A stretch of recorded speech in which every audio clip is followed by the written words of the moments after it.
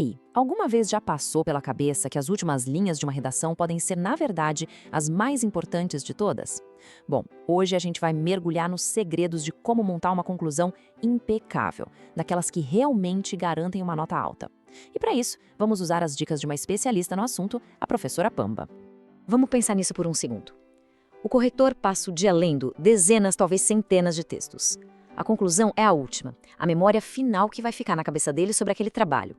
É a chance de ouro para causar um impacto positivo, um impacto decisivo. Sabe, uma conclusão boa pode levantar a nota do texto inteiro.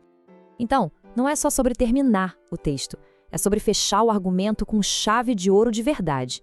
Uma conclusão forte mostra para quem está corrigindo que houve um domínio total da argumentação, do comecinho ao fim.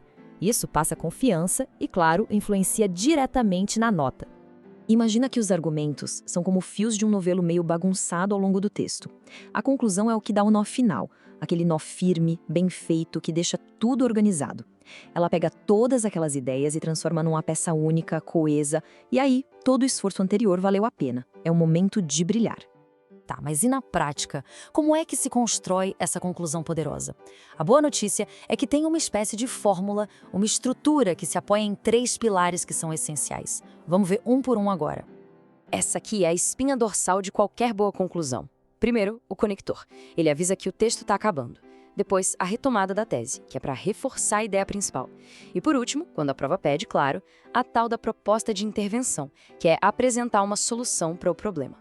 Juntos, esses 3 elementos criam aquele parágrafo final redondinho, completo. Agora, de todos esses elementos, esse aqui é o mais crucial.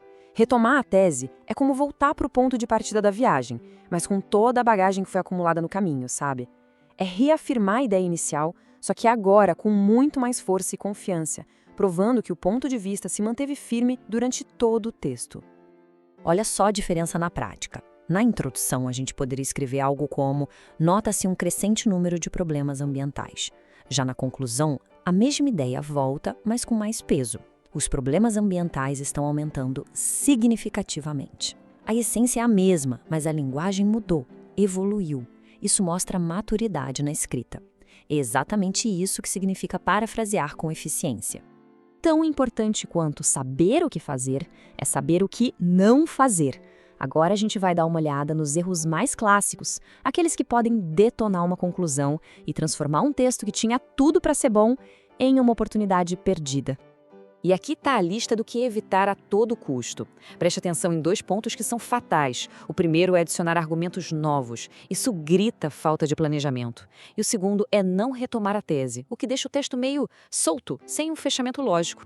Cada um desses erros é como tirar a pecinha errada do Jenga, sabe? Pode fazer a torre inteira desmoronar. E essa citação ilustra perfeitamente o problema das perguntas. Pensa bem, depois de construir um texto inteiro para defender um ponto, terminar com uma pergunta meio que joga por terra a sua própria autoridade. Enfraquece a argumentação e devolve a responsabilidade de pensar para o leitor. A conclusão não é lugar para isso. Ok, agora que a gente já sabe o que não fazer, vamos focar em como começar com o pé direito. O primeiro passo é escolher um bom conector, uma frase que deixe bem claro para o leitor que, olha, agora vem o fechamento.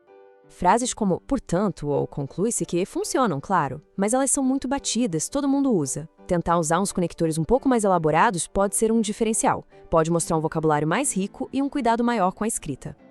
Aqui tem um verdadeiro cardápio de opções. Os mais formais, tipo em virtude dos fatos, caem super bem num tom mais sério. Já os mais diretos, como dessa forma, são ótimos para manter a objetividade. A dica aqui é escolher alguns, testar e praticar, para que eles soem naturais na hora de escrever. Para fechar, vamos falar de uma regra que muita gente ignora, mas que faz uma diferença enorme: o tamanho. Sim, na conclusão, o tamanho importa, e a regra de ouro é: seja breve. A conclusão perfeita, ideal, ela é concisa e vai direto ao ponto.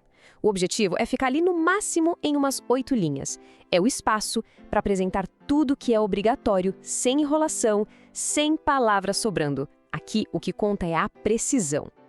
Então, o que fica de tudo isso é: a conclusão não é só um final, é uma jogada estratégica. É um movimento final no tabuleiro para garantir a nota. Por isso, a pergunta que fica martelando é: qual é a impressão que a sua conclusão está deixando? É algo para se pensar com muito cuidado e precisão.